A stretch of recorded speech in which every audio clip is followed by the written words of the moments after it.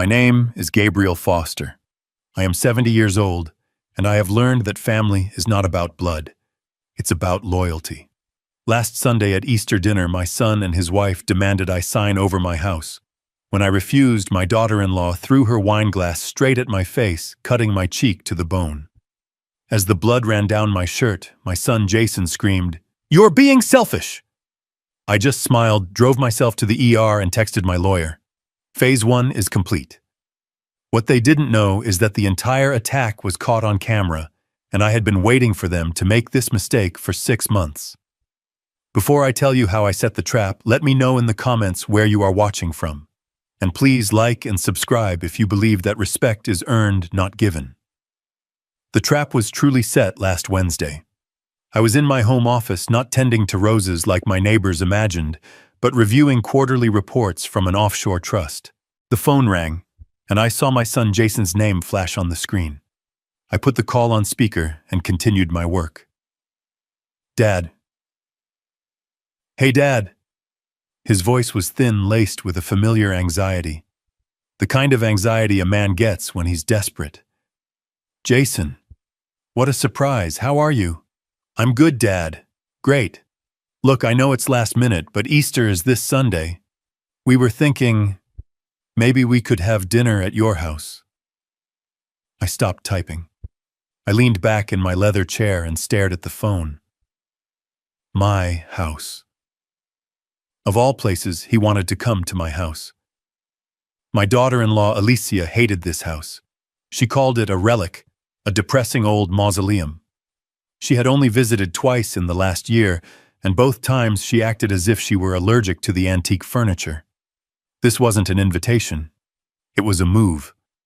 "That sounds fine, son. But why the sudden interest in my old mausoleum?" He laughed nervously, a high-pitched sound. "Oh, come on, Dad. It's Easter. We just want to spend it with you. And, well, Alicia's parents are in town. Mike and Diana. They'd love to see you too." There it was. The other half of the equation. The sharks were circling. Mike and Diana Russo.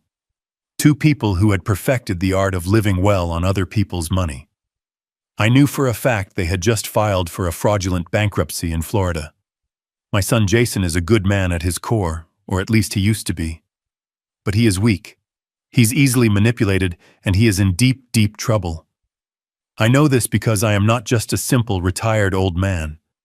I was for 40 years a senior financial crimes investigator for one of the largest corporate security firms in the world. I don't just see people. I see patterns. And Jason's pattern for the last 6 months was a desperate spiral. I knew he was drowning in over $250,000 of gambling debts. I knew Alicia was spending money she didn't have, likely embezzled from her employer. And I knew they saw me as their solution, their get-out-of-jail-free card. "Dad, you still there?" I smiled. "Of course, son. That sounds wonderful. I would love to host everyone.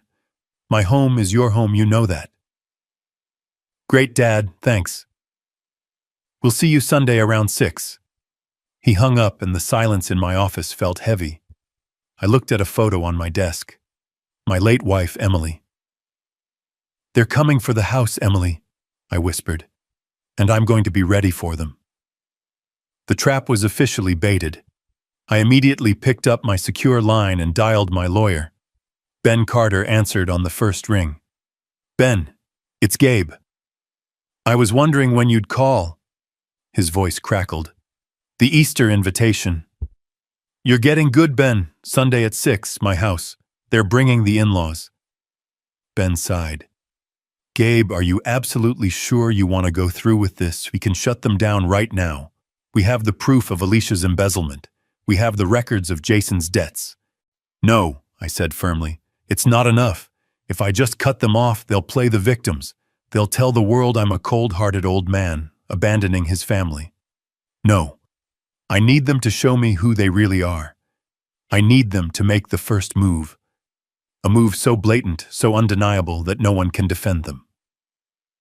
I had learned one thing in 40 years of investigations.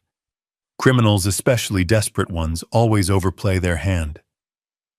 The Emily Foster Trust is locked down, right? I asked. Tighter than Fort Knox, Ben assured me. They can't touch a dime of your real money. As far as they know, all you have is this house and your pension. Good. And the surveillance, the pinhole cameras in the living room, the dining room, and your office are active. The microphones are live. Everything is being recorded to a secure cloud server just as you requested. I leaned back. What they don't know, Ben, is that I already fixed Jason's biggest problem. I already paid off his $250,000 marker with that loan shark in Miami. There was a sharp intake of breath on Ben's end. Gave you what, Wenchonko? A month ago, anonymously, I gave him a clean slate. I wanted to see what he would do. Would he come to me, confess, and ask for help to rebuild his life? Or would he see it as a lucky break and double down on his greed? And now he's coming for your house, Ben finished, his voice grim.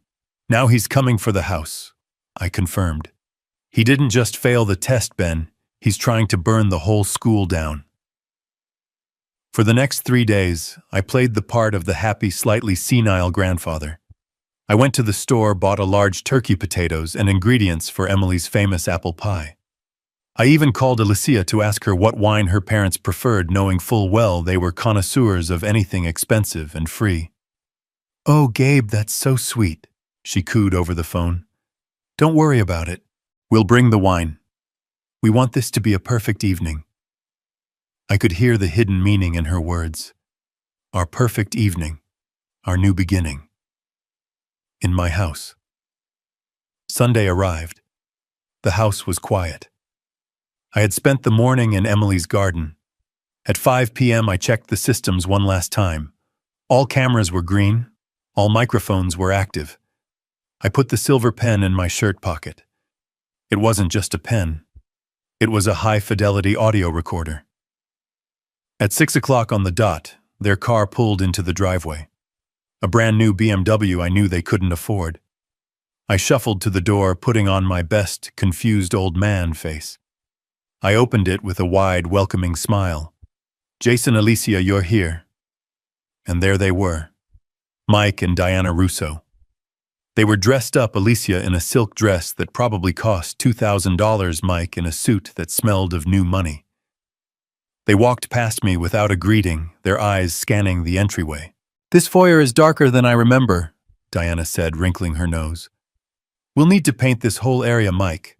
Something lighter, a nice cream." Mike nodded, tapping the wall with his knuckle. "It's solid, though. Good bones. We can work with this." They were already redecorating. They hadn't even said hello. Jason looked pale. He wouldn't meet my eyes. "Hey, Dad. Thanks for having us." "Nonsense, son. Come in," I said, shuffling behind them. Alicia walked straight to the hallway bookshelf, the one holding Emily's collection of classic novels. She whispered to Jason, but the microphone in my pen picked it up clear as day. "Are you sure this is where he keeps the safe? It just looks like a bunch of dusty old books." "That's what he told me," Jason whispered back. I smiled, my heart turning to a block of ice. I had lied to Jason about the safe's location 10 years ago, just to see if he would ever try to access it. He never had. Until now. As they moved into the dining room, Diana Russo, the mother-in-law, paused by the large floral arrangement on the dining table. She leaned in, pretending to smell the lilies, and whispered to her husband. "Alicia says if he refuses to let us move in, Jason is supposed to get aggressive. Make it look like the old man is a danger to himself. Stick to the plan." I stood at the entrance of the dining room, holding the roast turkey. "Dinner is served," I announced cheerfully. "Let's begin." We sat at the dining room table.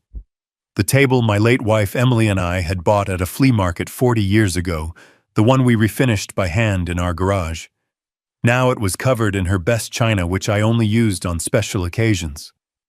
Alicia, my daughter-in-law, picked up her heavy silver fork. "Gabe, this turkey is lovely. So traditional." I knew what she meant. She meant it was simple, uninspired. Peasant food. I had spent the entire morning preparing it, basting it, making sure it was perfect.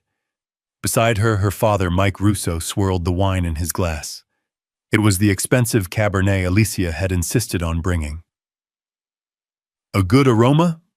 Mike announced as if he were a judge.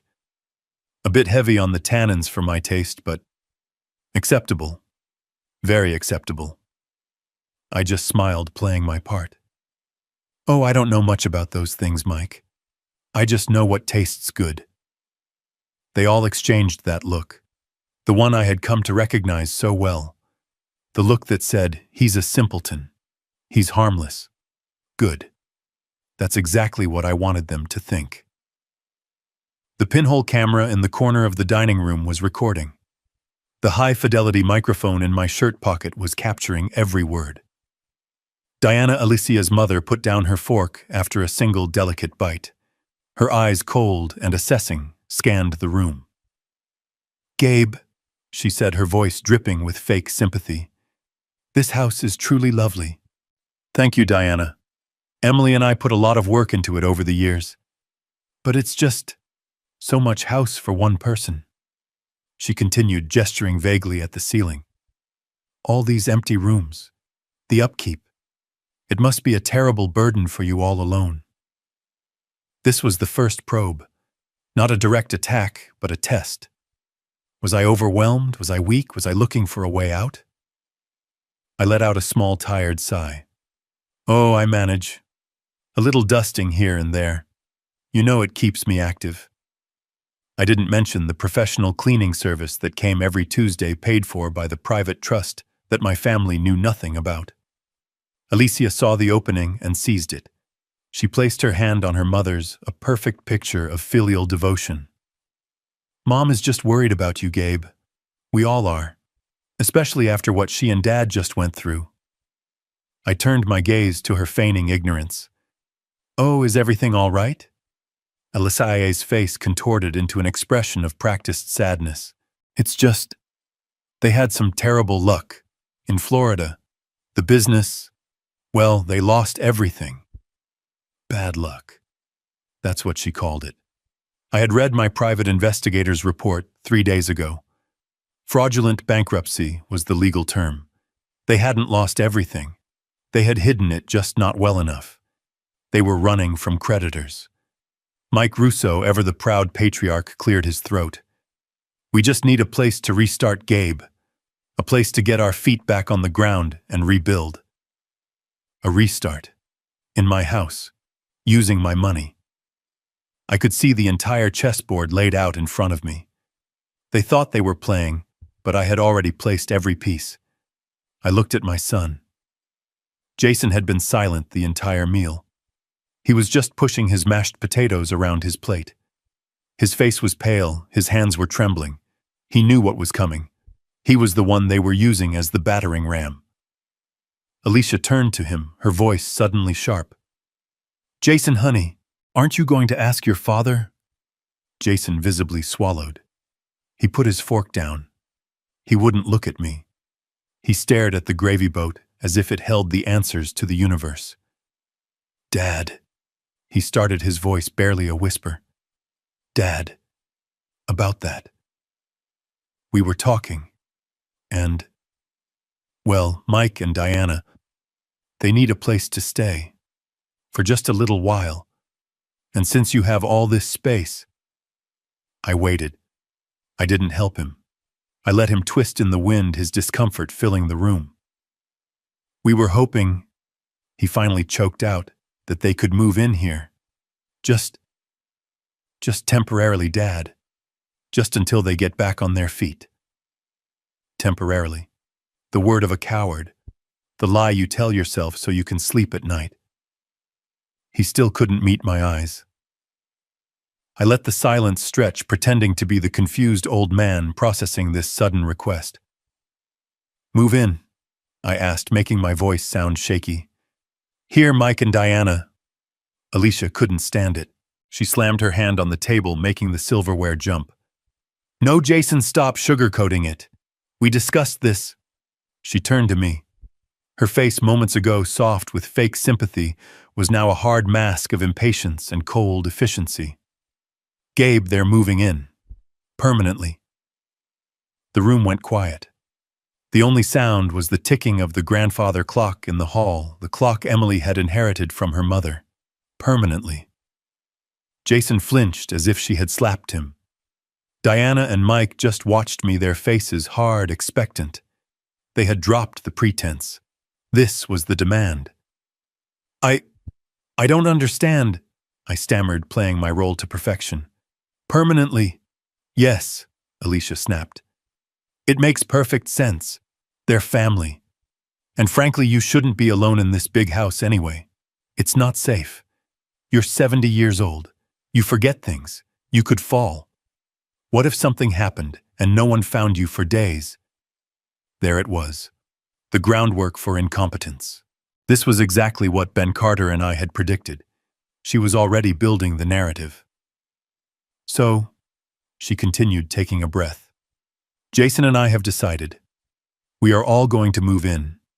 Mike and Diana will take the 2 upstairs guest rooms. And Jason and I, will move into the master suite with you, so." My blood ran cold. The master suite. Emily's room. The room I hadn't let anyone sleep in since she passed. The room that still smelled faintly of her lavender perfume. "It's for the best," Alicia said, her voice softening into a grotesque imitation of kindness. "That way we can manage things for you." I looked at her. Manage things. "Yes. You know." She waved her hand dismissively.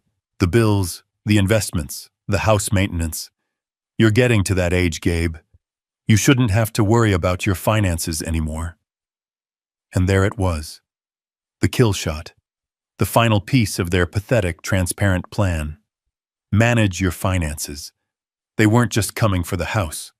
They were coming for my name, my signature, my accounts, my entire life. I looked at Jason.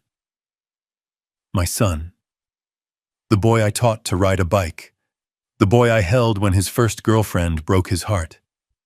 He was still staring at the gravy boat, his face pale, his jaw clenched. He had just sat there in silence and allowed his wife and her bankrupt parents to stage a hostile takeover of his father's life. The microphone in my pen was capturing every syllable. The camera in the corner was capturing every greedy, arrogant expression on their faces and every ounce of my son's pathetic cowardice. This was even better than I had imagined. I heard the words, "Manage your finances." The arrogance of it hung in the air, thick and suffocating, more potent than the smell of the turkey. She had finally said it. The quiet part. The real reason for this entire charade. Manage. The word echoed in my mind. The same word I used to hear in boardrooms when a larger company was preparing a hostile takeover of a smaller one. "We're just going to help them manage their assets." It was always a lie. It was always about theft. And here it was at my own dining room table from the mouths of my own family. I looked at Jason, my son. He was still staring at his plate, his face pale. He had just sat there and let his wife, a woman he'd known for 5 years, declare war on his father, the man who had raised him for 45. He said nothing. He didn't defend me. He didn't even look at me. He had become an accomplice in his own home. I thought of Emily. I thought of the 50 years we built this life. I thought of her in the garden, her hands in the soil. I thought of her sitting in that very chair Alicia was now occupying, laughing as I overcooked a steak. This house wasn't just wood and plaster. It was a testament. It was the only thing I had left of her. And they were going to take it. They were going to sleep in her bed. And they were going to use my money to do it. A cold, clear rage settled over me. Not the hot rage of an argument, but the cold, precise anger of an investigator who has just found the final piece of evidence. The camera in the corner was recording. The microphone in my pen was live. They had given me everything I needed. Slowly, deliberately, I placed my knife and fork on the china plate. The sound, a simple clink, was deafening in the sudden silence. Diana and Mike were watching me, their faces expectant. Alicia was smiling a tight, triumphant smile. She thought she had won. She thought the senile old man would simply roll over. I looked up, meeting Alicia's gaze. I let the confused old man mask I had been wearing slip away. I let her see the man I really was. The man who had negotiated million-dollar deals and dismantled entire fraud rings.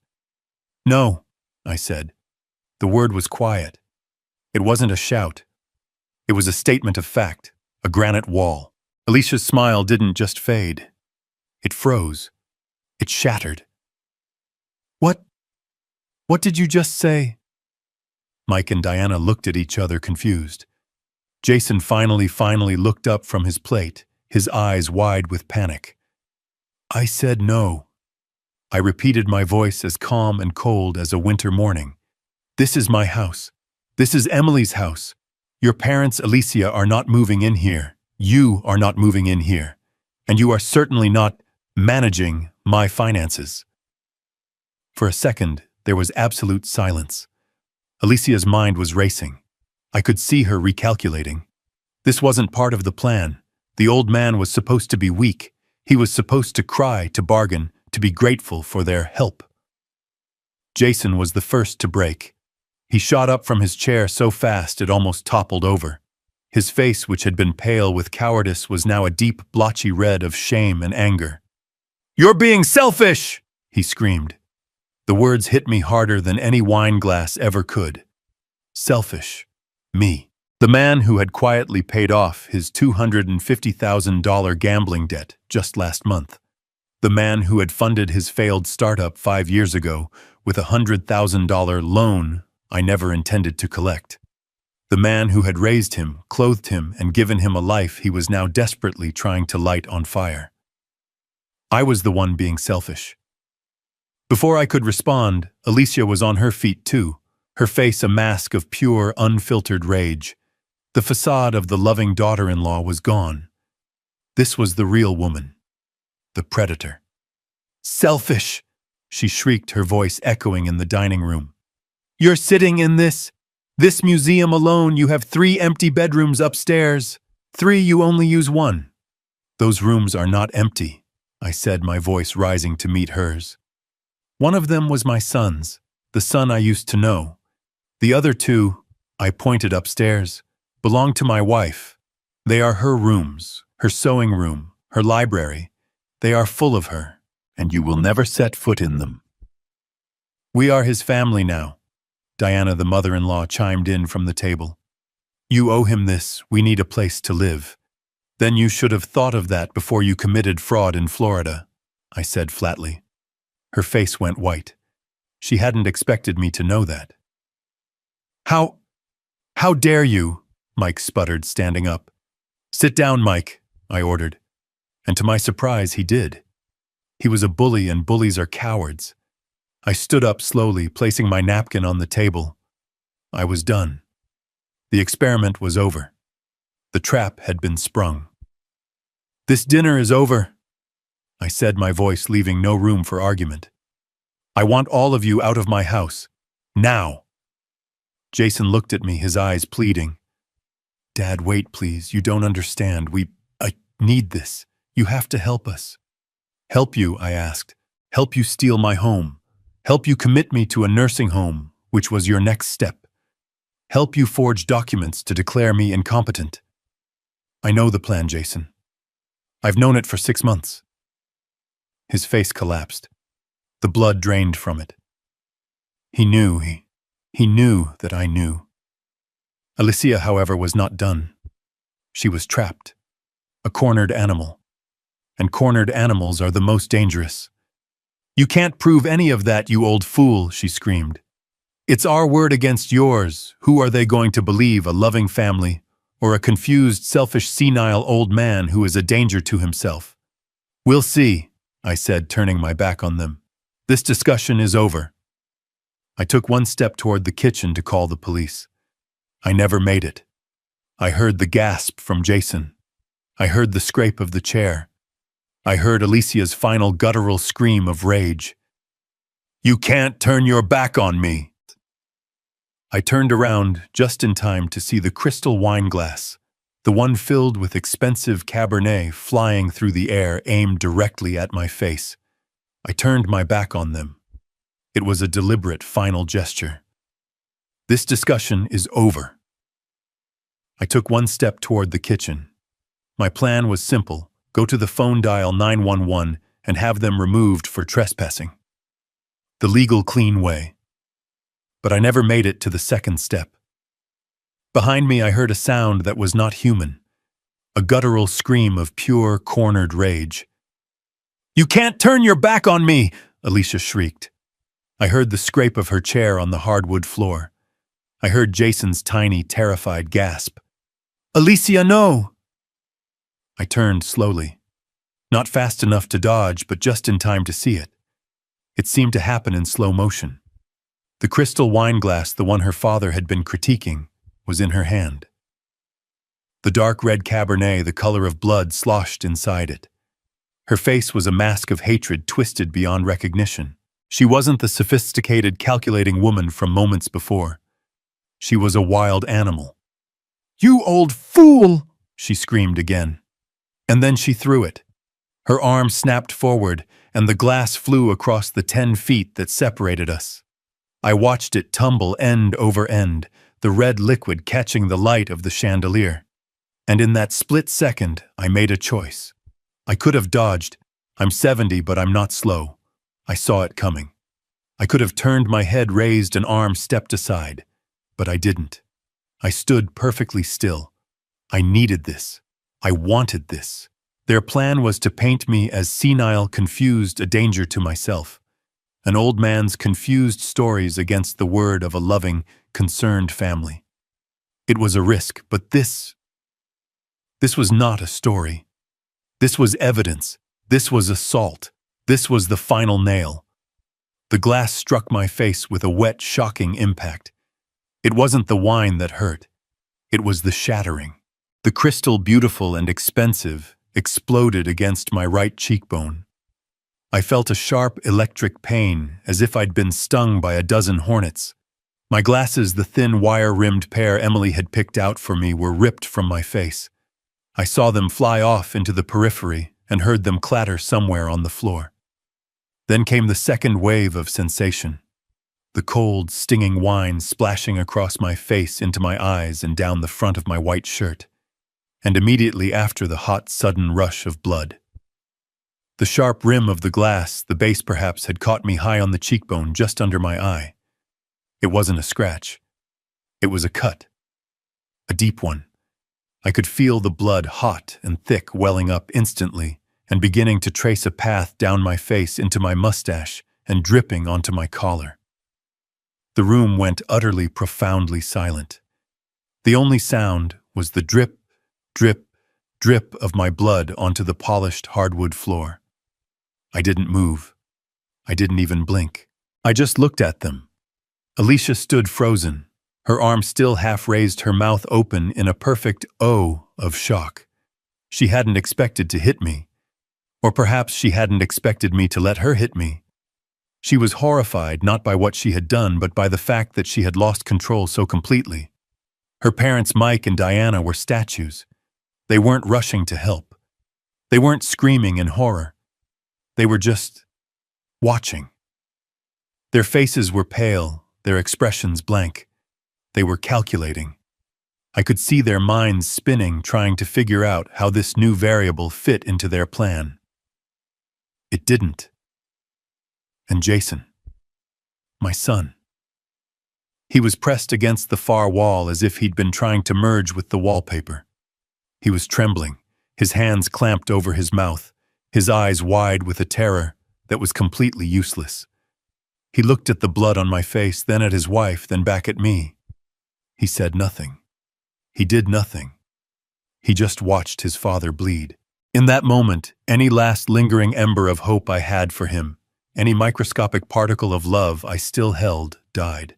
It turned to ash and blew away. He was not my son. He was just a coward who shared my name.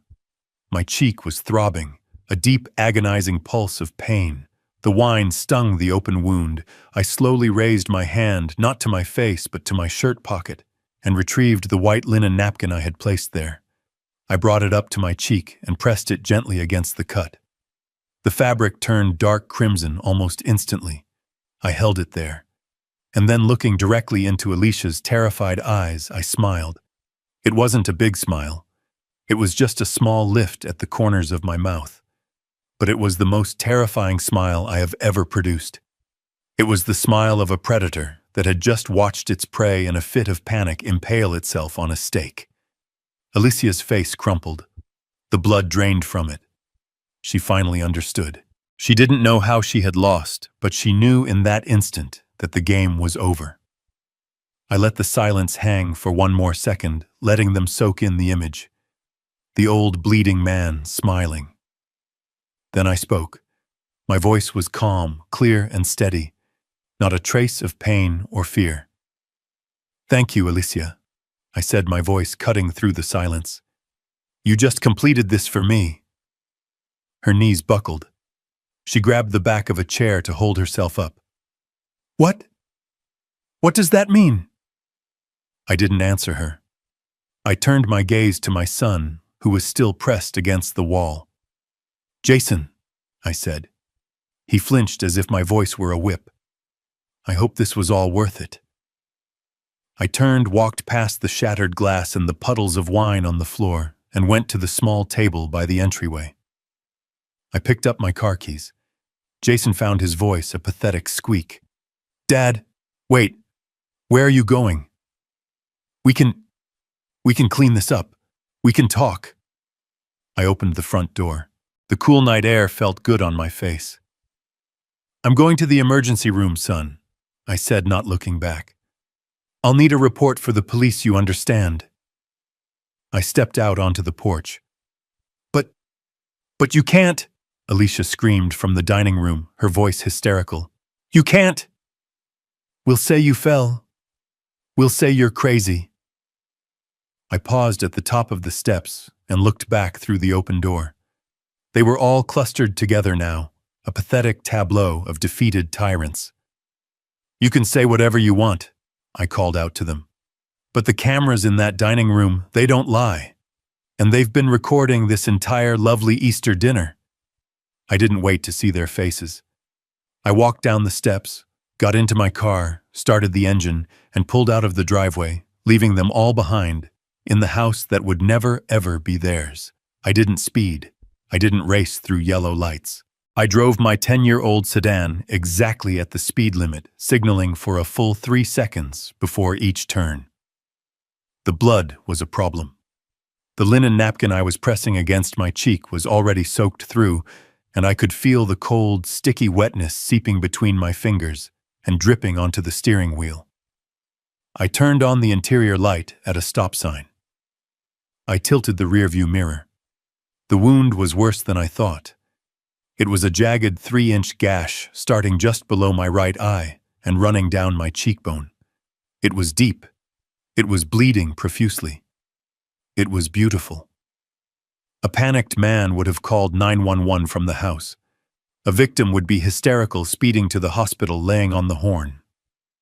I, on the other hand, was calmly obeying all traffic laws. I was not a victim. I was an investigator. And I was on my way to file Exhibit A. I pulled into the ambulance bay at St. Jude's emergency room. I parked neatly, turned off the car, and walked calmly through the automatic doors. The triage nurse, a young woman with tired eyes, looked up from her computer and gasped. "Oh my God, sir. What happened? Did you fall, sir? Sit down." She rushed toward me with a wheelchair. I held up my free hand. "I did not fall, and I am fine to walk." I stood in front of her desk, letting the bright fluorescent lights illuminate my bloody face and my wine-stained shirt. This was the most important part.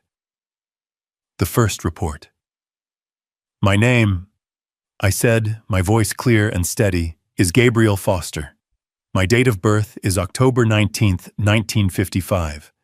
At approximately 6:45 p.m. this evening at my primary residence, my daughter-in-law Alicia Foster assaulted me. She threw a crystal wine glass at my face. I am here to be treated, and I need you to notify the hospital police. I wish to file a report. The nurse's face changed. The pity was gone, replaced by professional shock. This was no longer a clumsy old man. This was a crime scene. Of course, Mr. Foster. Immediately. She buzzed me through the doors while simultaneously picking up the phone to page security and the on-call doctor. The chain of custody had begun. I was taken to a private room. A young resident, Dr. Chen, rushed in, his eyes wide. "Mr. Foster, I'm Dr. Chen. Let's get that cleaned up and see what we're dealing with.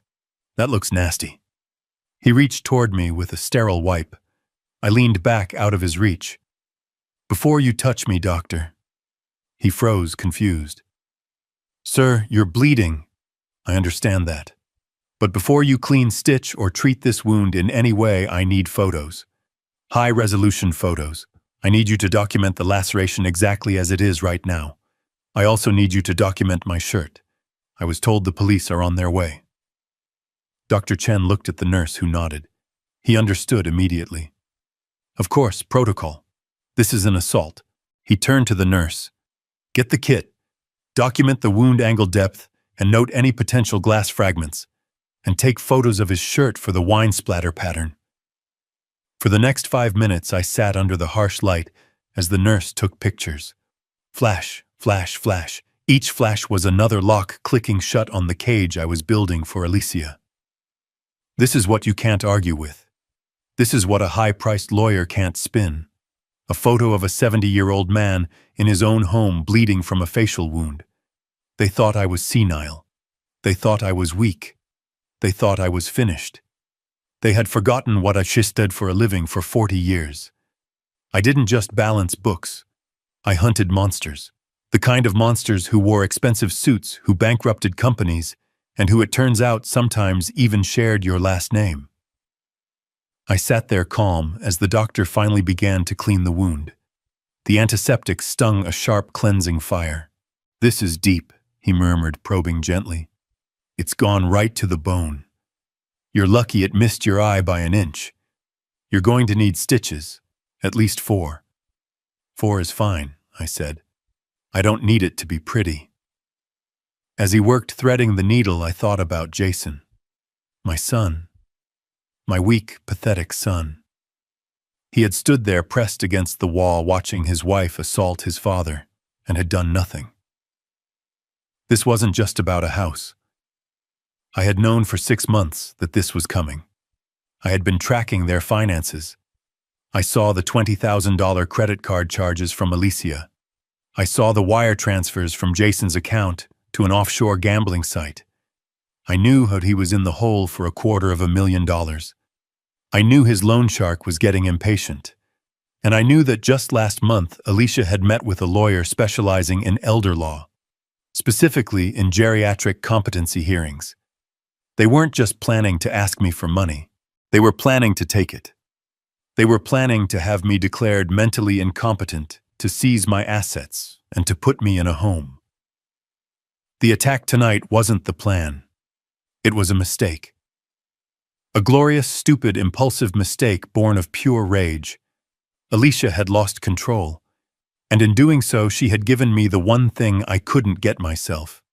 Irrefutable proof that they were not concerned caregivers. They were violent. They were dangerous. "All right," Dr. Chen said, snipping the last thread. "That should do it. 4 stitches as requested." "Thank you, doctor. Now I need 2 things from you." He was bandaging my cheek. "What's that?" "First, I need a complete, detailed copy of my medical report. I want it to note the time of my arrival. I want it to note my exact statement about my daughter-in-law. I want your professional medical opinion that the wound is consistent with being struck by a shattering glass object at high velocity." The doctor nodded slowly. "I can do that. It's all in the chart. And the second thing, I need a fully itemized bill for this visit. The nurse looked up from her computer. Sir, your Medicare and your supplemental insurance will cover all of this. I am not using insurance, I stated clearly. I am paying for this entire visit out of pocket. Right now. I want a paper trail. I want a receipt showing that I, Gabriel Foster, personally paid for the damages inflicted upon me by Alicia Foster. It took them another 30 minutes to process the paperwork. I waited patiently. I didn't check my phone. I didn't call Ben. I just sat there, a 70-year-old man, with a freshly stitched face, feeling more calm and in control than I had in a year. Finally, the nurse returned with a large envelope.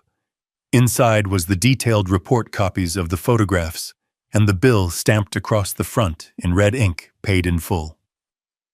I tucked the envelope securely into the inside pocket of my blazer. As I walked out of the ER, I saw the 2 police officers who had taken my initial statement. They were talking to Ben Carter, who had just arrived. Ben looked at me, his eyes scanning my face, then the bandage. He gave a single slow nod. He understood.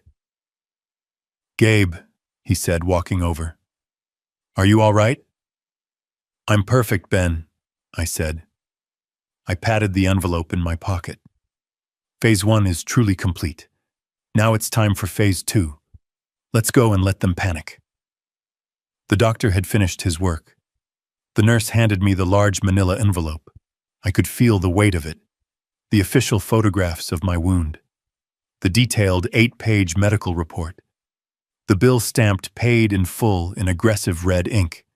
Exhibit A. My hand was steady as I took it. The adrenaline from the attack had faded, replaced by something else. A cold, quiet, methodical focus. It was a feeling I recognized. It was the feeling I used to get right before a raid, right before we dismantled a decades-long financial conspiracy. The hunt was on. I pulled out my phone. The screen was smeared with my own drying blood from the drive over. How fitting. They thought I was a victim. A victim would be crying. A victim would be calling Jason, begging for an explanation, for an apology. A victim would be weak. I am not a victim. I am an investigator. I opened my secure messaging app, the one Ben Carter had installed 6 months ago. My thumbs, steady as a surgeon's, typed out the message. Ben, Phase 1 is complete. I am at St. Jude ER Room 3. 4 stitches. Wound documented by staff. Photos taken. Medical report secured. Bill paid in full. I hit send. I thought about what they were doing right now back at the house. Were they celebrating, panicked, cleaning the blood off the floor, huh? My blood. I imagined Alicia scrubbing the floor, furious, humiliated. I imagined Jason pacing, wringing his hands, the picture of useless cowardice. I imagined Mike and Diana Russo, the 2 vultures who had started this, already calculating their next move. He said there were cameras. I could almost hear Alicia shrieking. Did he mean it? It didn't matter. Whether they believed me or not, they were trapped. My phone buzzed. Ben. The ER is mandated to report a violent assault. The officers should be there any minute. I am 5 minutes out. Remember the plan, Gabe. Do not press charges. Not yet. I typed back a single letter. Why? Of course I wouldn't press charges. Not yet. That would be far too simple. That would be mercy. Pressing charges now would show my hand. It would mean I was fighting back. No. I needed them to believe I was broken. I needed them to believe I was a terrified old man too scared to do anything. I needed them to get comfortable. I needed them to get arrogant. I needed them to make more mistakes. The curtain to my ER room slid open with a rattle of plastic rings. 2 uniformed officers stepped in. One was older Officer Riley with a gray mustache and the exhausted, cynical eyes of a man who had seen everything. The other was younger Officer Chen, alert with a notepad already in his hand. Mr. Gabriel Foster, Officer Riley asked. His voice was a low rumble. I adopted the mask. I slumped my shoulders. I looked down at my hands. I let my voice tremble just a little. Yes, yes, that's me. We received a call from the triage nurse. Officer Chen said, his eyes scanning my bandaged face. She stated you reported an assault, that you were struck in the face with a glass object. I nodded, not meeting his gaze. Yes, but it was a misunderstanding, a family argument. It got out of hand. Officer Riley let out a heavy sigh. He had seen this 1,000 times. The victim already making excuses for the abuser. Sir, this, he pointed to my face, is not a misunderstanding. The doctor's report states laceration to the bone consistent with high-velocity impact from a weaponized object. Sir, we need you to tell us exactly what happened. Who did this to you? I took a shaky breath. It was my daughter-in-law, Alicia Foster. Your daughter-in-law, Riley repeated, writing it down. And what was the argument about? Just family things, I whispered. She's been under a lot of stress. Her parents are visiting. I don't think she meant to do it. She just snapped. She didn't mean it. My internal voice was sharp, sarcastic. She didn't mean to scream that I was a selfish old fool. She didn't mean to demand my house. She didn't mean to throw a 1-pound chunk of crystal at my eye. Oh, she meant it. She had just failed to finish the job. Mr. Foster, Officer Riley said, his tone softening with a frustration I recognized. The frustration of dealing with a victim who won't save himself. Sir, in our experience, when someone snaps like this, it's not the first time. And it won't be the last. This is a very serious assault. We can go to the house right now and arrest Alicia Foster. He leaned in a little. Sir, do you wish to press charges? This was it. The pivot. The single most important moment of Phase 2. I looked at him, my eyes wide with what I hoped looked like pure, unadulterated terror. I let a tear well up. Press charges, I whispered, as if the concept was foreign. Against Alicia, my son's wife. Yes, sir, it's your right. We can issue an emergency protective order. Get her out of the house. I started to shake my head slowly at first, then more vigorously. No, I can't do that. Please. Sir, Officer Chen interjected gently. She could have blinded you. If you don't do this, you are telling her that what she did was acceptable. You don't understand, I pleaded, my voice cracking. She's my family. Jason, my son. It would destroy him. And where would I go? I live in that house. If I do this, they'll kick me out. I'm 70 years old. I'm an old man. I have nowhere else to go. Please, just let it go. I put my face in my hands, a perfect imitation of a defeated man. I had laid it on thick. The poor, terrified, dependent old man, the very role they had been trying to force me into for 6 months. Now I would wrap myself in it like a shroud. Riley and Chen exchanged a look of pure, unadulterated frustration. They saw a classic, tragic case of elder abuse, a victim too institutionalized, too frightened, too weak to fight back. Sir, Riley said, his voice hardening, we can't force you to press charges, but you cannot go back to that house tonight. It is not a safe environment. Do you have a friend, a relative, someone who can take you in? Before I could answer, a new voice cut through the room. He does.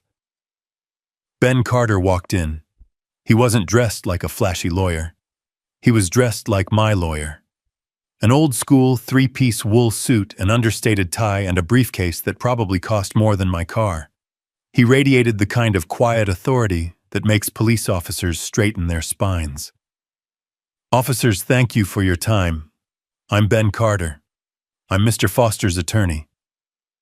Riley and Chen immediately stood a little straighter. This was no longer a simple domestic dispute. Ben walked over and put a hand on my shoulder. I kept my head down, playing my part.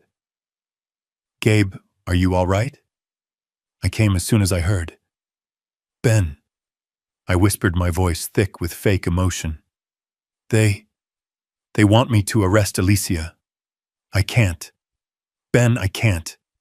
It's family. It's Jason's wife. Ben patted my back. It's all right, Gabe. You're in shock. You don't have to decide anything right now. He turned to the police. His tone was now crisp, professional. Officers, my client is clearly traumatized and not in a state to make any decisions regarding prosecution. He is also, as you noted, not safe in his own home this evening. He will be staying with me at an undisclosed location until we can sort this matter out. I will be handling all his communications from this point forward. Officer Riley nodded clearly, relieved to be passing this mess off to a high-priced lawyer. Very well, counselor. That's a good plan. He handed me a small pamphlet. Sir, here are some resources for victims of domestic violence. Please, for your own sake, read it and reconsider. People like this, they don't stop. They only escalate. Thank you, officer, I murmured, taking the pamphlet with a trembling hand. Thank you for your kindness. They left. The moment the curtain slid shut, I stopped shaking. I straightened my back. I wiped the fake tears from my eyes and looked up at Ben. The weary, terrified old man was gone. Gabriel Foster, the investigator, was back. Did they buy it? I asked, my voice flat and cold. Ben allowed himself a small, thin smile. Hook, line, and sinker. They think you're a terrified old man who is too scared to act. Perfect, I said. I stood up, buttoning my blazer, the manila envelope clutched in my hand. By now, I said, looking at my watch. Officer Riley has probably called the house just to check on the situation. He'll tell them I'm not pressing charges. He'll tell them I'm in shock and staying with a friend. Ben nodded, picking up my small overnight bag. Alicia will think she's won. She'll think you're weak. She'll think she's gotten away with it, I corrected him. She'll think the senile old man is running scared, and when people like her think they've won, they get sloppy. They get arrogant. I walked toward the exit, the bandage on my cheek pulling tight. Let's go to the penthouse, Ben. It's time to listen in on their panic. It's time for phase 2. The automatic doors of the St. Jude emergency room hissed shut behind us. The cool night air felt electric against the fresh, tight stitches in my cheek. Officer Riley and Officer Chen were getting into their patrol car, no doubt, heading to my house to check on the situation exactly as I had planned. They would arrive, see the broken glass, and find a hysterical Alicia and a confused Jason who would feed them the exact story about me being senile and a danger to myself. They would buy it. They would see the officer's visit as a validation of their lie, not a warning. Ben Carter held the passenger door of his black Mercedes open for me. It was not a flashy car, but it was the kind of solid six-figure machine that speaks of old money and absolute power. I got in. The door closed with a heavy, satisfying thud, sealing me inside a quiet, leather-scented sanctuary. They bought the whole act, Gabe, Ben said, as he slid into the driver's seat and pulled smoothly away from the curb. His voice was no longer the worried tone of a friend. It was the crisp, analytical voice of my lawyer. Of course they did, I said. I unbuttoned my blazer and carefully placed the manila envelope now containing Exhibit A on my lap.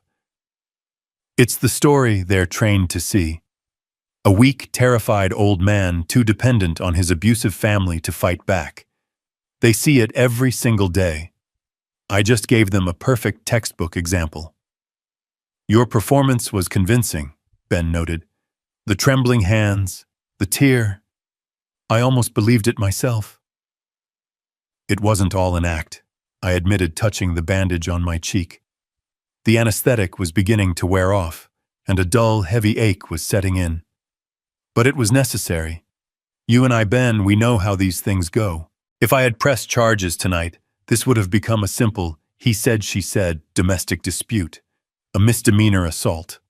Alicia would get a fine, maybe some anger management classes. Ben nodded his eyes on the road. And in court, they would have used it against you. They would have argued that you provoked her, that you're an unstable, aggressive old man.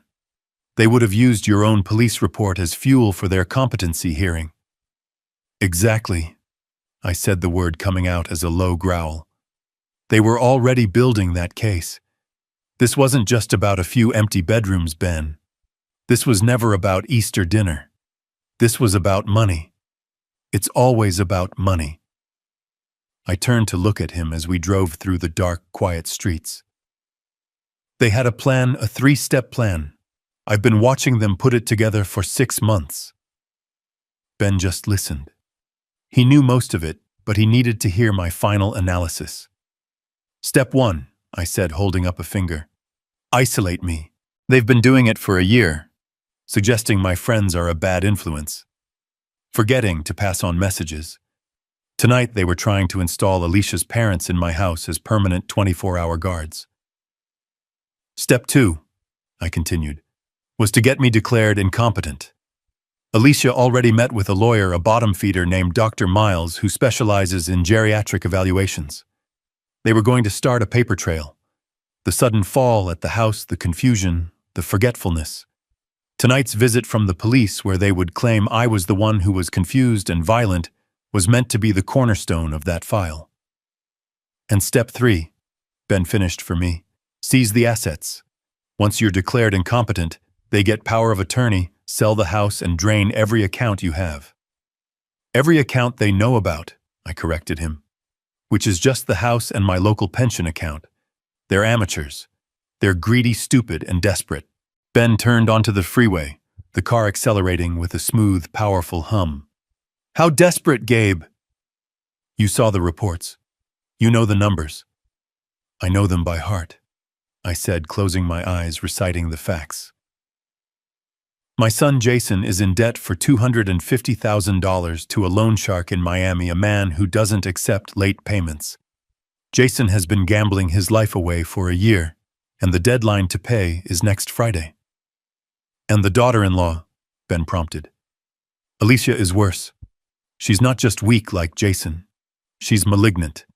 She's been embezzling from her employer. $50,000 over the last quarter. They're doing an audit next week. She knows she's going to be caught. She's a rat in a trap, and she'll do anything to get out. Ben whistled softly.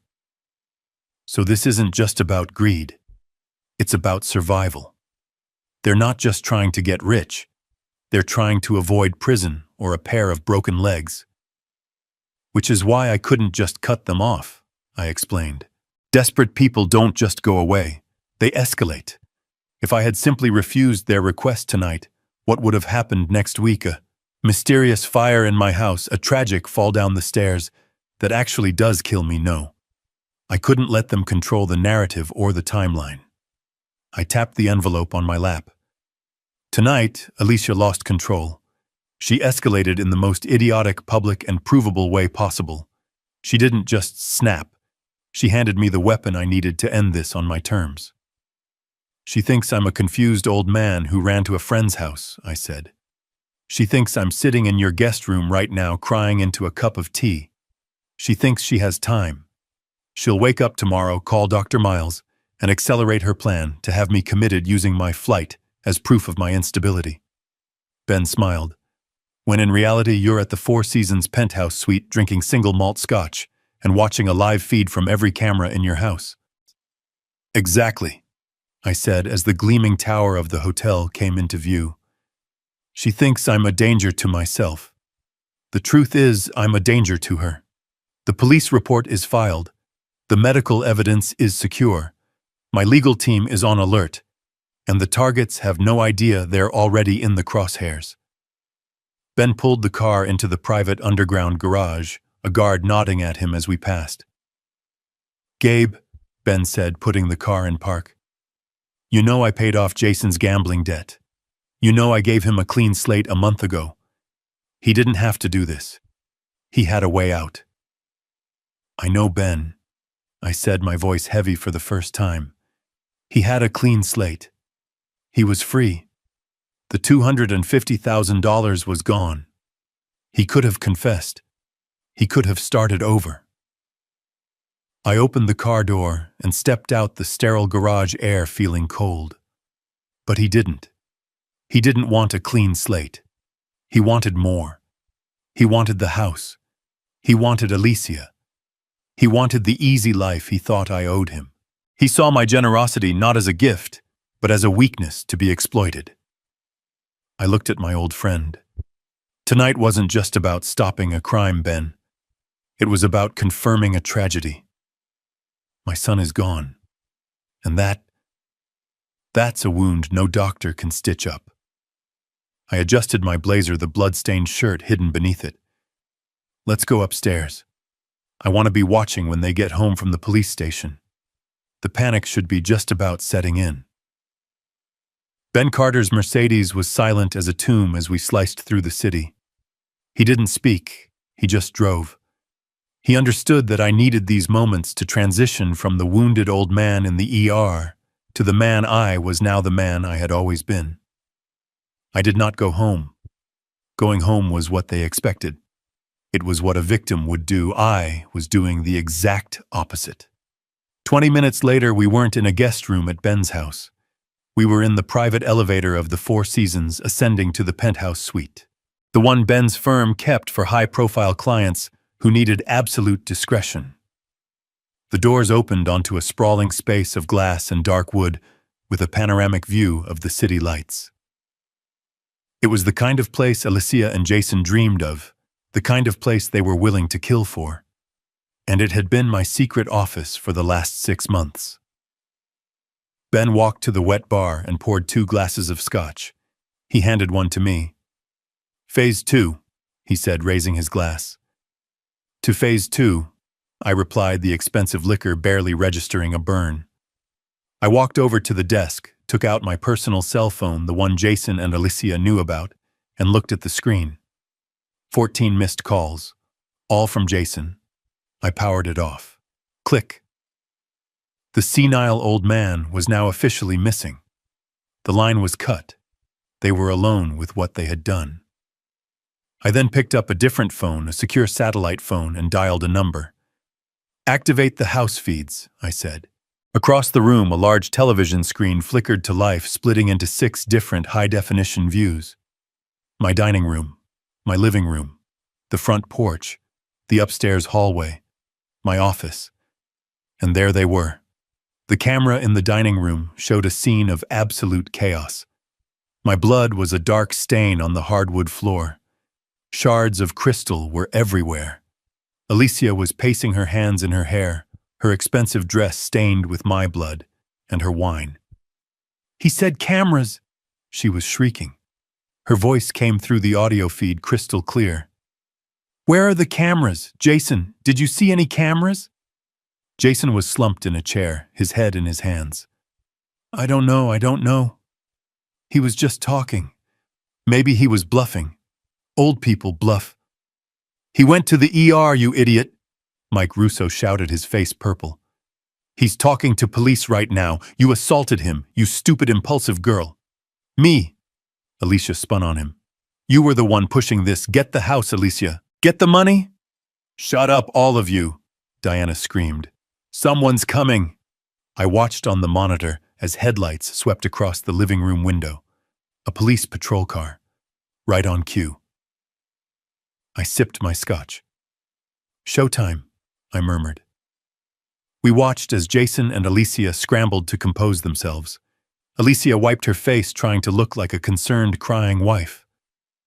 Jason ran to the door. The porch camera showed Officer Riley and Officer Chen, the same 2 men I had just spoken to.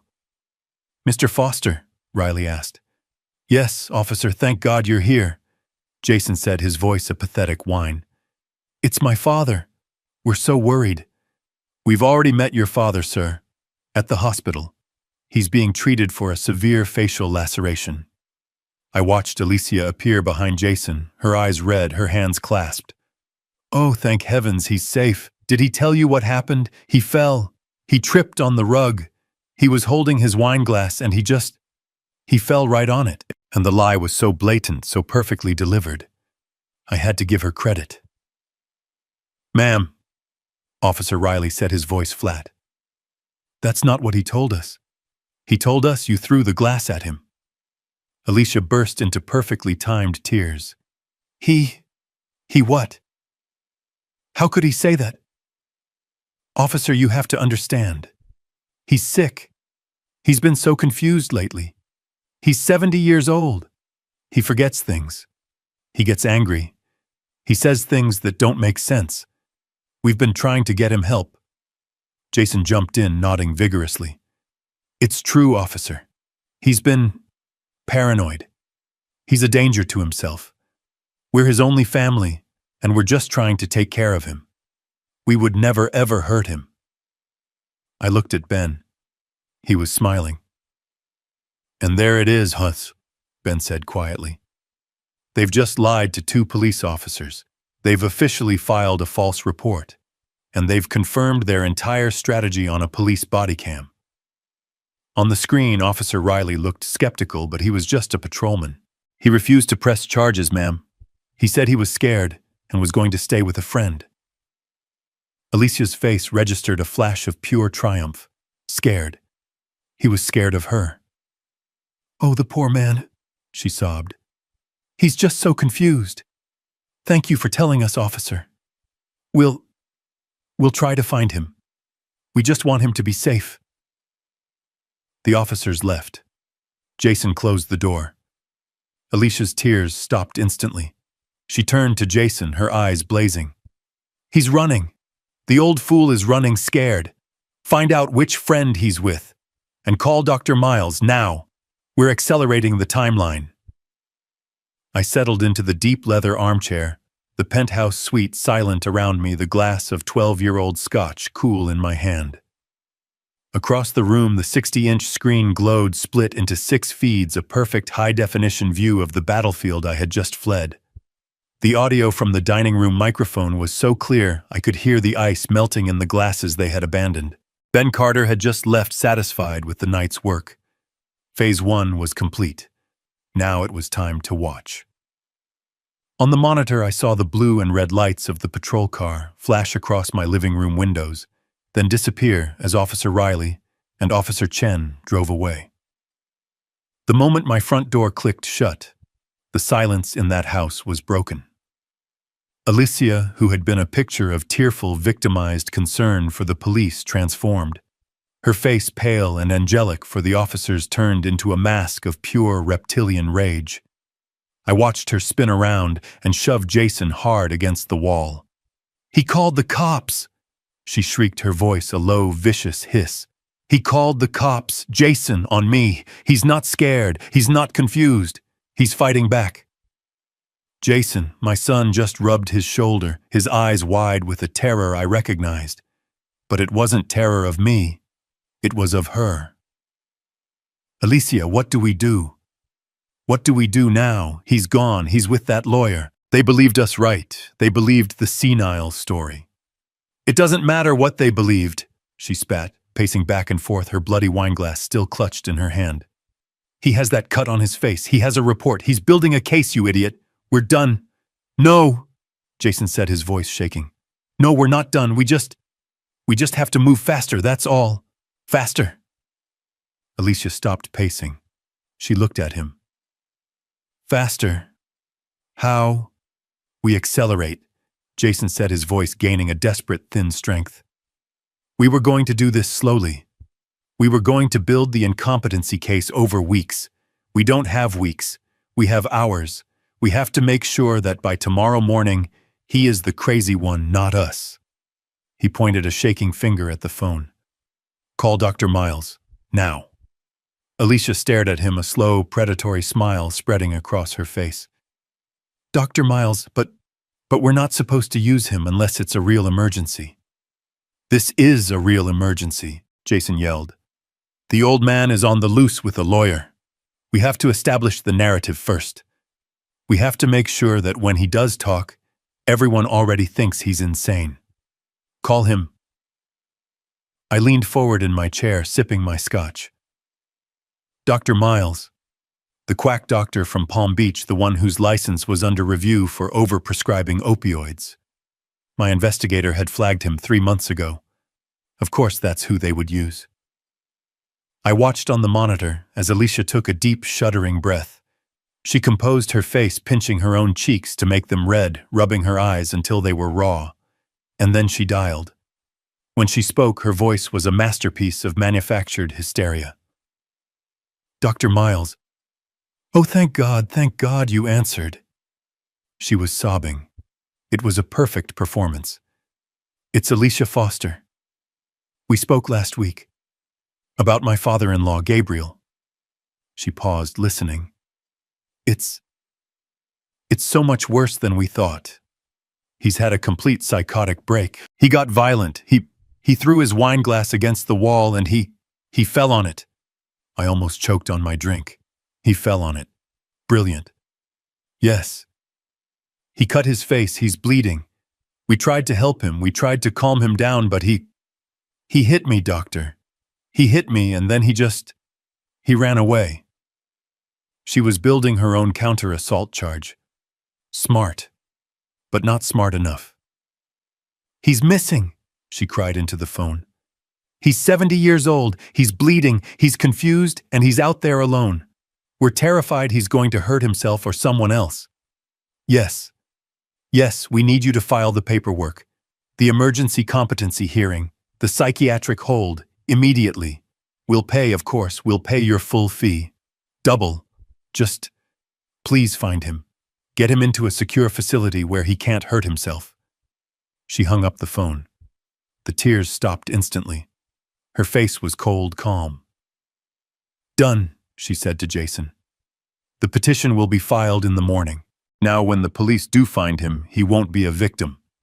He'll be a missing at-risk senior. They'll drag him straight to a psych hold. Now the money." Mike and Diana Russo, who had been silently watching from the corner, like two vultures, finally spoke. "That's smart, honey," Diana said. "But what about the money?" "We're still broke. The hotel?" "Jason," Alicia ordered. "Call the bank. Now. Freeze his accounts. Tell them he's missing and mentally incompetent.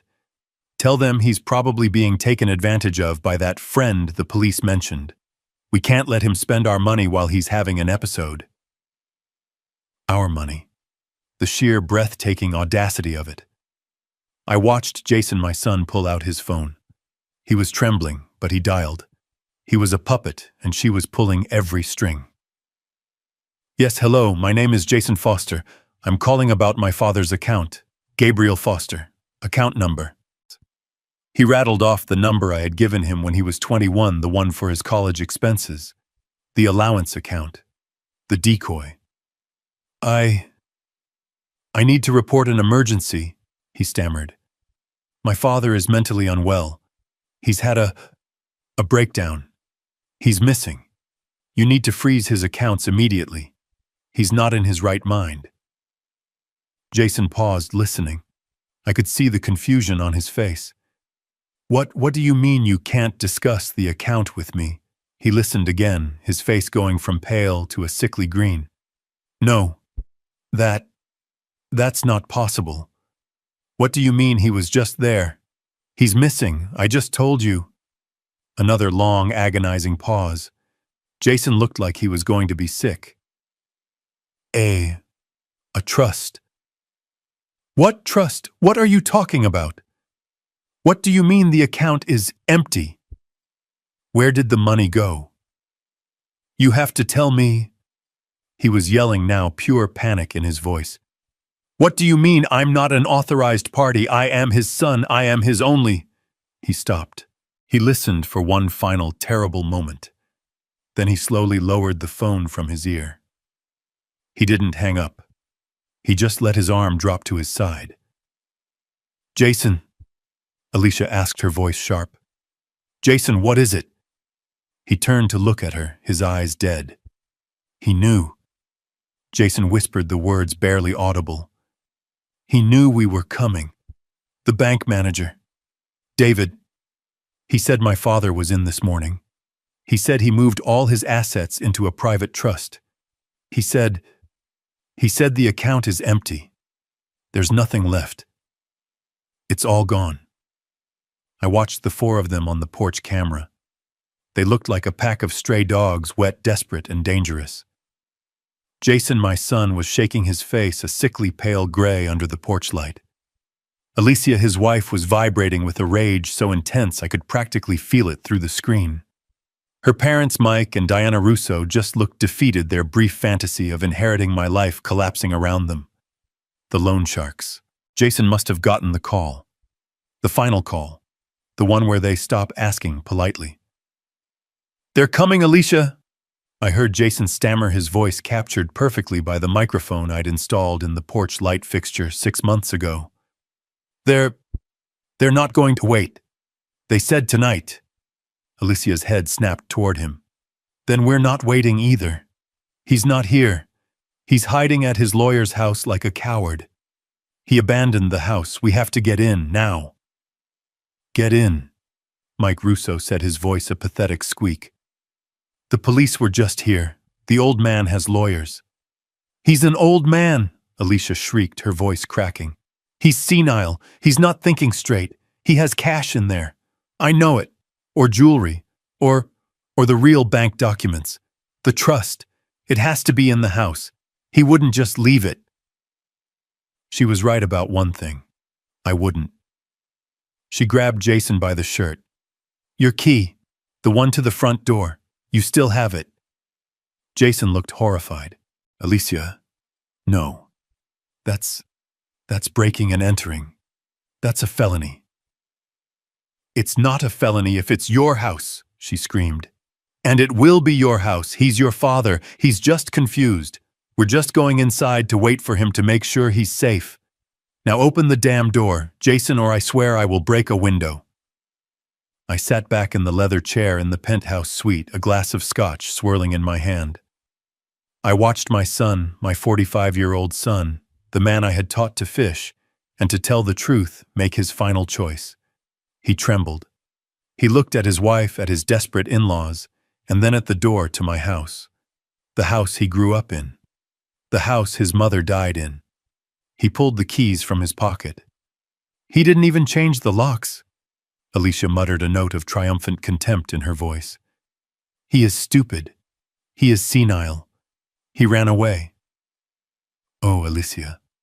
My dear, stupid Alicia. I hadn't changed the locks because I wanted you to come back. I needed you to. An assault charge can be argued. It's messy. But felony breaking and entering. While I'm not here, with intent to steal. That, my dear, is what we in the business call a clean bust." I watched on the foyer camera 1, as Jason's shaking hand fumbled with the key. It took him 3 tries to get the deadbolt to turn. Click. The door swung open. They didn't hesitate. They poured into my foyer like seawater into a sinking ship. They stood there for a moment, breathing heavily, their eyes darting around the dark, silent house. They were in. They had crossed the line. "Okay." Alicia immediately took charge, her voice a low, urgent hiss. "Here's the plan. Jason, you check the living room. Look for a floor safe, anything. Behind the paintings, under the rugs.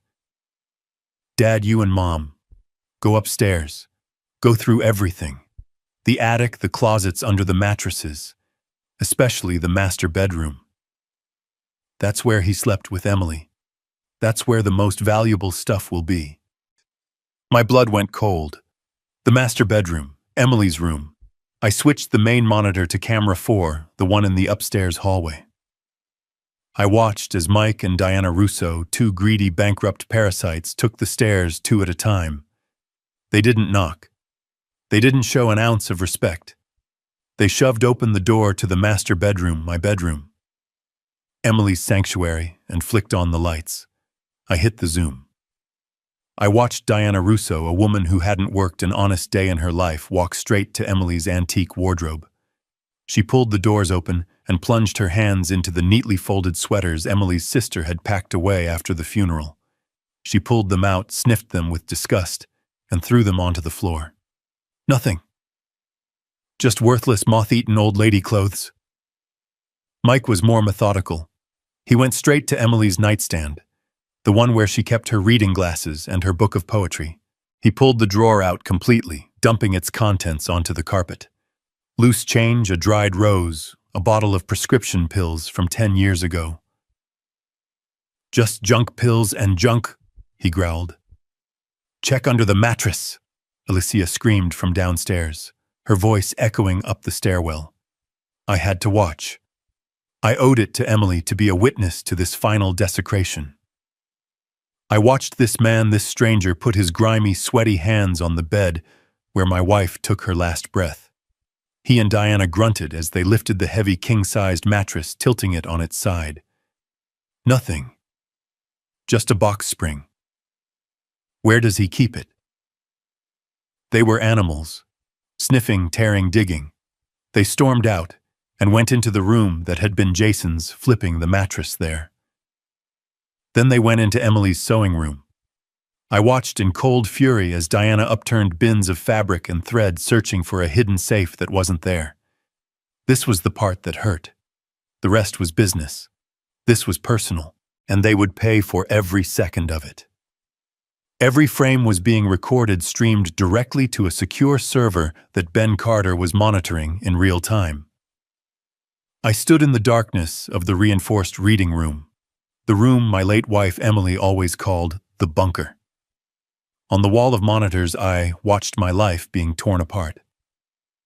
Camera 4 upstairs showed Diana Russo emptying Emily's jewelry box onto the bed, her hands moving fast, pocketing a pair of pearl earrings that had been my grandmother's.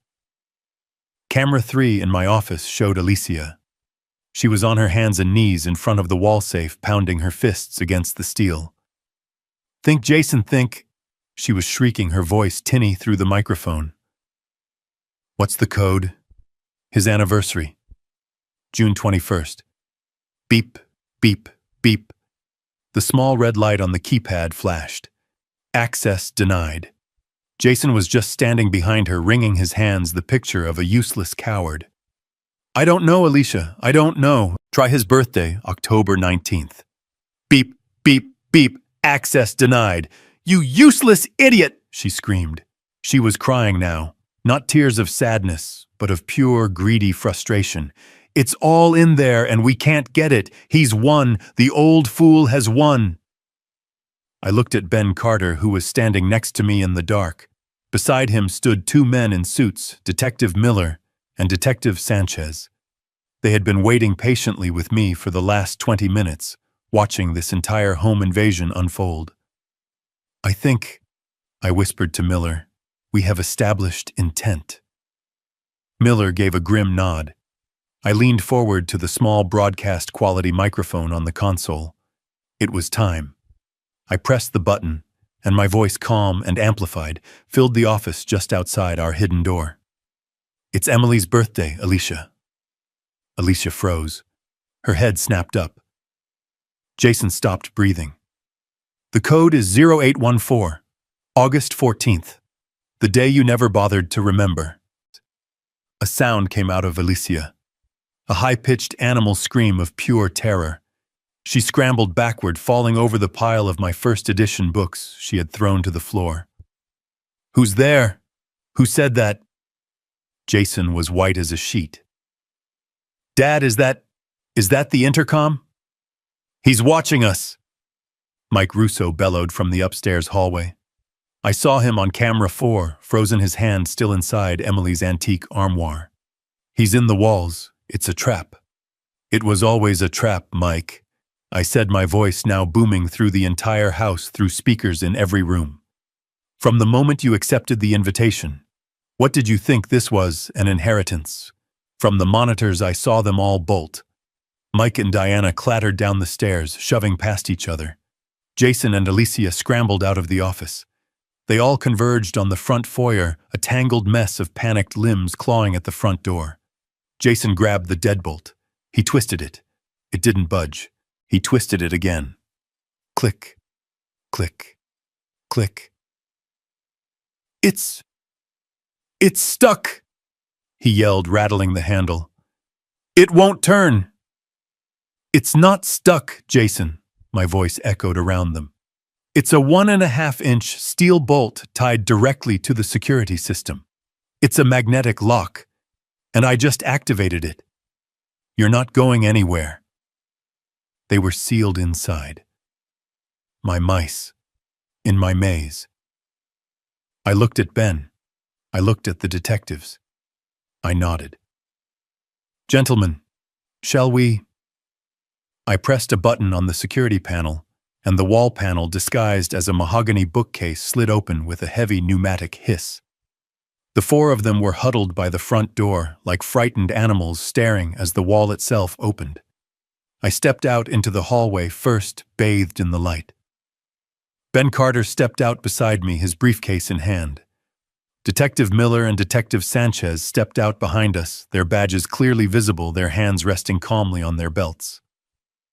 "Hello, family," I said. Jason made a small choking sound. "Dad, you were here. The whole time, the hotel. I let out a small laugh. "The Four Seasons. Oh, that was just a reservation, son. A digital breadcrumb for you to follow, to make you believe I was running scared. You thought I'd run, you thought I'd hide."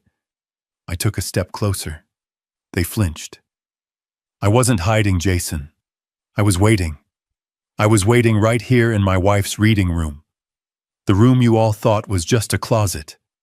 I needed you here. I needed you to cross this threshold on your own. I needed you to commit a felony. And you did. All of you. Magnificently." Mike Russo, the blustering coward, puffed up his chest, a pathetic attempt at authority. "Now hold on, we're family. We were worried. We came to check on you. We thought you were missing." "Jason has a key. This is a misunderstanding." "A misunderstanding," Detective Miller said, his voice like gravel. He stepped past me. "Is that what you call this?" He held up a small evidence bag. "My colleague who has been upstairs found this in your pocket, Mrs. Russo." Diana Russo let out a small squeak, and her hands flew to her coat, where Emily's pearl earrings used to be.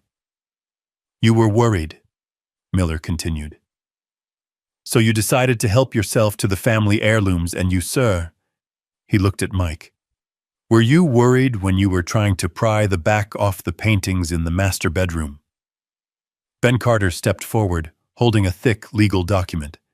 "Jason Foster, Alicia Foster, Mike Russo, Diana Russo." His voice was the one he used in depositions, the one that meant the fight was already over. It was the voice of pure, inevitable consequence. "You are all under arrest for felony breaking and entering, attempted grand larceny, and conspiracy to commit fraud." "Fraud!" Alicia shrieked, finding her voice. "You can't prove that. We were just... Alicia. I interrupted, my voice quiet but cutting through her hysteria. "We have you on audio recorded for the last 6 months, planning to have me declared incompetent. We have the recordings of your phone calls to Dr. Miles arranging for a fraudulent medical certification. We have the records of your $50,000 embezzlement. We have the records of Jason's $250,000 gambling debt." I paused, letting the weight of the words settle on them. I then turned my full attention to my daughter-in-law. Ben cleared his throat. "Oh, and Alicia Foster, you have an additional very serious charge. Assault with a deadly weapon, level 2, for this." I raised my hand and slowly, deliberately pointed to the fresh, dark stitches on my right cheek, the badge of honor she had given me just hours before. "The district attorney is very interested in that one, especially since you lied about it to 2 uniformed police officers claiming I was the one who was violent. That, my dear, adds filing a false police report to your rapidly growing list of problems." Alicia looked at the stitches. She looked at the detectives. She looked at me. And in that moment, she finally truly understood. She had never been in control. She was just a greedy, desperate amateur who had walked right into a trap set by a professional. Her entire world built on lies and arrogance had just evaporated. Detective Miller was professional. He didn't raise his voice. He simply took out the handcuffs. Jason Foster, you are under arrest. Please turn around and place your hands behind your back. It was the sound of the metal, the sharp, cold click-clack of the handcuffs that finally broke my son. His knees buckled. He didn't just kneel. He collapsed, all the strings cut, folding in on himself in a pathetic heap by the front door. No, no, no, please. He sobbed, a raw animal sound of pure terror. Please, you don't understand. Detective Sanchez, who was cuffing Alicia, didn't even blink. You can tell us all about it downtown, sir. You don't understand! Jason screamed, his voice cracking. He wasn't talking to me. He wasn't talking to his wife. He was pleading with the detectives, his last hope. She made me. I didn't have a choice. Everyone has a choice, Miller said, pulling Jason's hands back. No, I didn't. Jason's confession spilled out, in a desperate, ugly rush, the words tumbling over each other.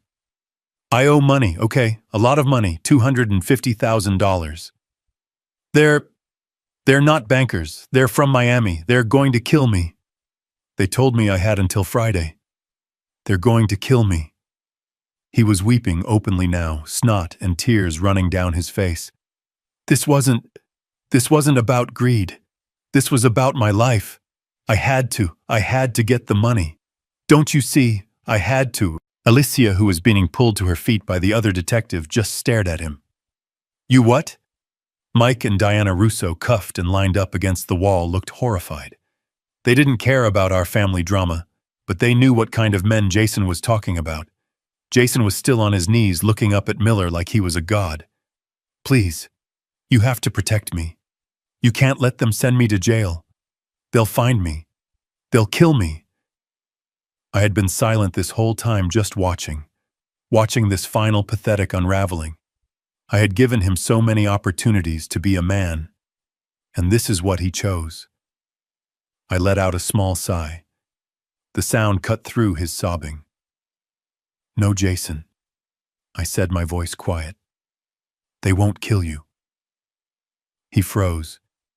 His head snapped up, his tear-filled eyes finally meeting mine. His entire body was trembling. What did you say? I repeated, walking one step closer. They are not going to kill you. The men from Miami. The loan sharks.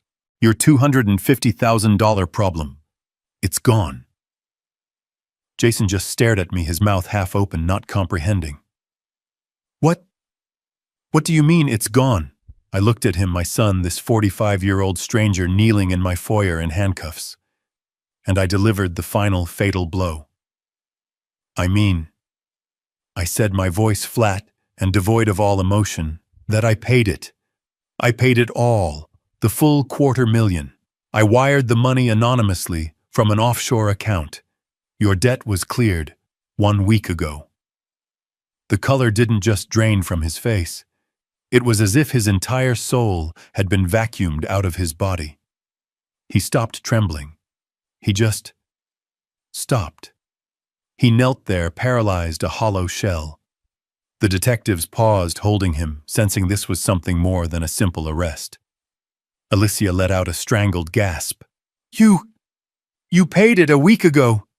Yes, I said, never taking my eyes off Jason. I did. I've known about his debt for 6 months, Alicia. I've known about your embezzlement. I've known about your parents' fraudulent bankruptcy. I've known everything. Jason's eyes were searching mine, desperate for an answer he couldn't grasp. But if you paid it, why this? I knelt down just once to be on his level, to look him in the eye as a father one last time. Because I was testing you, son. I whispered, my voice thick with a sadness so profound it almost choked me. I cleared your debt. I gave you a clean slate. I wiped away your single biggest, most terrifying problem. I gave you your life back, free and clear. I could see that the dawning catastrophic horror in his eyes as he finally understood. I wanted to see what you would do with it, I continued. I wanted to see what kind of man you really were. Would you come to me humbled and confess? Would you apologize? Would you take this second chance and try to rebuild your life to be a better husband, a better son? I stood up slowly, my old knees cracking. I gave you a miracle, Jason. I gave you a way out. And what did you do? I pointed to my bandaged, stitched-up cheek. You had a clean slate, and you chose this. You chose her. You chose to break into my home, to rip apart my wife's memory, and to attack me, for money you didn't even need anymore. I watched the last light in my son's eyes go out. He understood. It wasn't just a trap. It was a test. And he had failed it in the most spectacular, damning way possible. Get him out of my house, I said to the detective, turning my back on him for the last time. Detective Miller pulled Jason to his feet. He was a dead weight, a sack of shame and terror. He just kept muttering it over and over. He paid it, a week ago. He was broken, but Alicia was not. She was made of something different, something sharp and hard and venomous. As Detective Sanchez cuffed her hands behind her back, she wasn't crying. Her mind was working. I could see her eyes dark and furious darting around the foyer. She was calculating. She was searching for one last move, one last piece on the board she could play. And then she found it. She stopped struggling. She looked at me and a slow, ugly, sneering smile spread across her face. You think you're so smart, don't you, old man? She hissed, her voice full of gravel.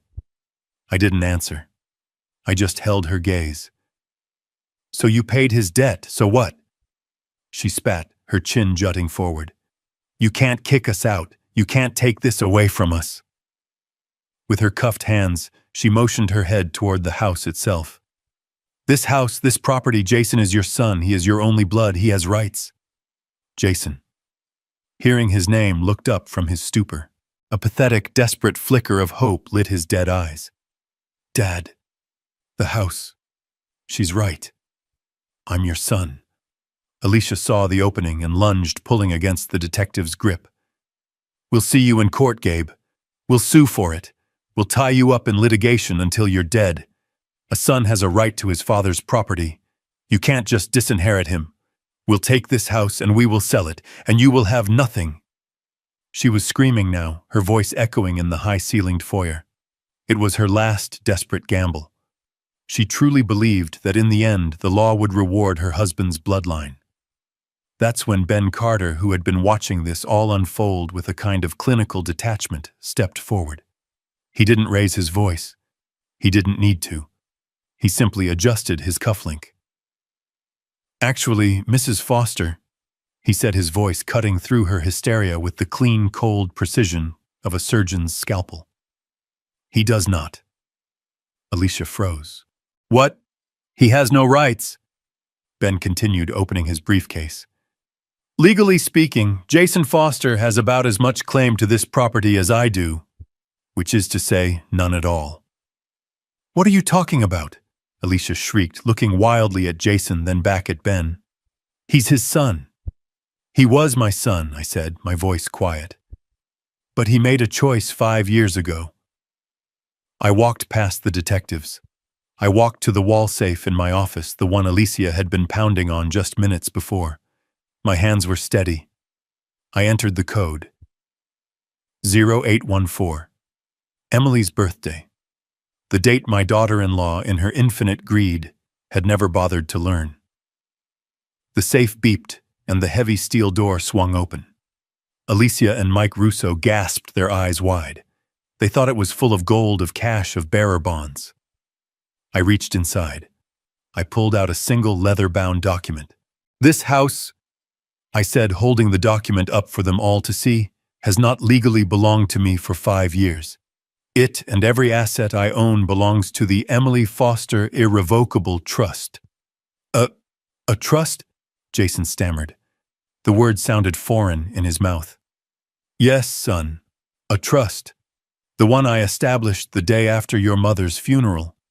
The one I created to protect her memory, to protect this house from, well, from people exactly like you and your wife. I walked over to Jason, who was being held firmly by Detective Miller. I opened the folder to the last page. Do you remember this Jason 5 years ago? You came to me. You needed money for that can't-miss tech startup.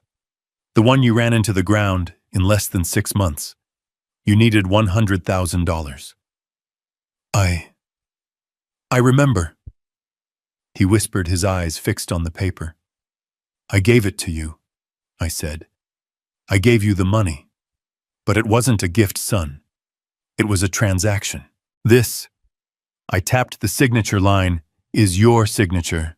You signed away all future claims, all rights of inheritance to this property, and all assets within the Emily Foster Trust, in exchange for that $100,000 payout. I closed the folder with a quiet thud. You burned your inheritance, Jason. You sold your birthright for $100,000. And you were so eager for the cash you didn't even read what you were signing. Jason just stared at the document, his mind finally completely shutting down. But Alicia was still fighting. She was a cornered rat. The trust, she hissed at Ben, her eyes wild. So it's in a trust. Who's the beneficiary? Him. She jerked her cuffed hands toward me. We'll fight it. We'll contest it. We'll say he was incompetent then. Ben Carter actually smiled. It was a terrible, thin-lipped smile. That will be difficult, Mrs. Foster. As the trust's executor, I can assure you Mr. Foster is not the primary beneficiary. Then who is, well? Micah Russo yelled from the wall, his voice cracking. Who gets it all? Who gets the money? I let the silence stretch for a beat. I looked around my beautiful home. I looked at the staircase Emily used to walk down every morning.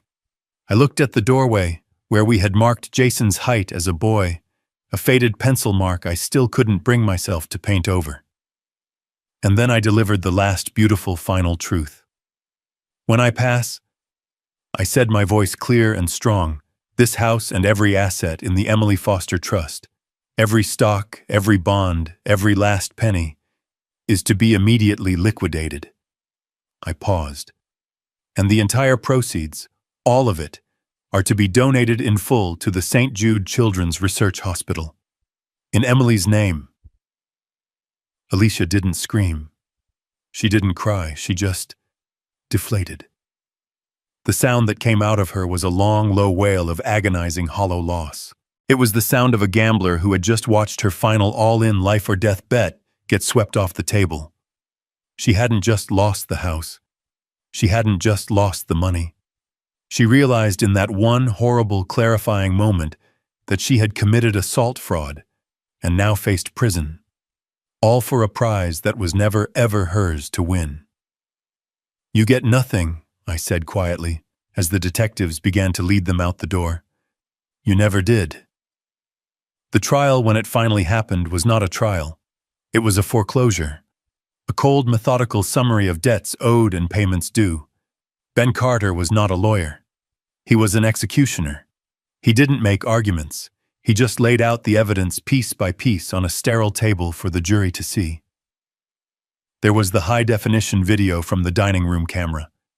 The 6 silent, agonizing minutes where Jason sat staring at his plate while his wife and her parents planned the hostile takeover of my life.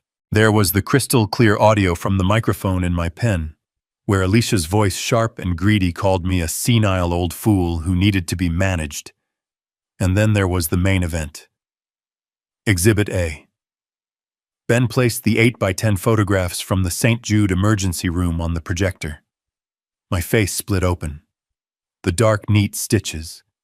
He placed those photos right next to the police body cam footage from 10 minutes later. The footage of Alicia, her face a perfect mask, of tearful, desperate concern, telling Officer Riley that I was confused and had fallen on the glass. The jury didn't even deliberate. They were out for 45 minutes. It was just long enough for them to have a courtesy cup of coffee before ruining their lives. Jason was first. He stood before the judge, a hollowed-out man. He had lost 50 pounds in pretrial detention. He didn't look at me, not once. He just stared at his cuffed hands on the table. The judge called his actions a profound and baffling betrayal of the most fundamental human decency. 5 years state prison. For conspiracy to commit fraud, felony, breaking and entering, and perjury for lying to the police. He didn't react. He just nodded a slight, jerky motion, as if he had known this was the only possible end since the moment I told him I had paid his debts. Then came Alicia. Oh, Alicia had one last performance left in her. She cried. She begged. She tried to blame Jason. She blamed his gambling debts. She blamed her parents. She even blamed me for trapping her, for not just giving them the money when they asked. The judge was an older woman about my age with eyes that looked like they had seen every lie a human being could tell. She listened patiently. And when Alicia was finally done with her desperate, sobbing monologue, the judge leaned into her microphone. "Mrs. Foster," she said, her voice quiet but filling the entire courtroom. "You did not just assault an old man, you assaulted your father. You did not just plan fraud. You architected a plot to psychologically torture and steal the dignity of the man who provided for your husband. You are a predator." 8 years. 8 years for assault with a deadly weapon, conspiracy to commit fraud, and attempted grand larceny. She screamed. She screamed that it wasn't fair, that I had tricked her, that she was the victim. She was still screaming that it wasn't her fault, as the bailiff pulled her hands behind her back and led her away. As for Mike and Diana Russo, they were a footnote. They were not my priority. They were handed over to the U.S. Marshals. The state of Florida wanted them badly. I read about it 6 months later. They were convicted on multiple federal counts of bankruptcy fraud. They both got 3 years. They gambled on my house to save their assets, and in doing so, they lost the one thing they had left: their freedom. It was over. The house was quiet. The accounts were secure. The vultures were in their cages. It's been a year. The house is quiet again. Quieter than before. I'm sitting in Emily's garden. Her roses are in full bloom this spring. The air is sweet. I find I spend most of my days out here now. The silence is no longer heavy with conspiracy. It is just peace. I trace the thin white line on my right cheek. The scar has faded, but it's still there. The doctors did good work, but some things are meant to leave a mark. It doesn't hurt anymore. It's just a reminder. A reminder of what happens when you mistake kindness for weakness. A reminder of how close I came to losing everything. I lost my son. I must be clear about that. There was no victory in his conviction. I watch the footage from the trial, sometimes the footage from the cameras in my home. I watch his face when I told him I had paid his debts. It was not the face of a monster. It was the face of a weak, broken child trapped in a 45-year-old man's life. I lost him to greed, to his wife's ambition, to his own desperate need for a life he didn't earn. That is a tragedy. But I did not lose my wife. I did not lose Emily. I protected her memory. I protected this house, this garden, this sanctuary she built. They did not get to sell it. They did not get to sleep in her bed or throw her books on the floor. Her memory remains intact. Her legacy is safe. And now so are many others. The Emily Foster Irrevocable Trust did its job. With the house and its assets secured, I used my own personal wealth, the money they never knew I had, to start something new. I sit on the board of that foundation now. It's called the Foster Foundation for Elder Protection. Ben Carter runs it, of course. We use my 40 years of experience as an investigator and his 50 years as a lawyer to provide free legal aid to seniors who are being financially or legally abused by their own families. Last week, we helped an 80-year-old woman in Ohio stop her grandchildren from having her declared incompetent so they could sell her farm. Her case was agonizingly familiar. But this time, when she called for help, someone answered. My son is in prison. My daughter-in-law is in another. They are ghosts. But I am here, in Emily's garden. The work is done. Justice in its own cold and imperfect way has been served. My plan, my final investigation, it's complete. Phase 2 and the final phase of my old life is over. The house is quiet. And I am at last at peace. What this entire ordeal taught me is a painful but necessary lesson. Kindness without boundaries is an open invitation for abuse. I spent years believing that love was enough, that my son would eventually find his way. But love cannot cure greed, and weakness is a choice. True strength isn't about how loud you can yell. It's about how long you can stay silent, how carefully you can plan, and having the courage to protect your peace, even if it means cutting away a part of your own heart. Never let anyone, especially family, mistake your quiet dignity for weakness. What would you have done in my position? Let me know your thoughts in the comments below, and please like and subscribe for more stories just like this one.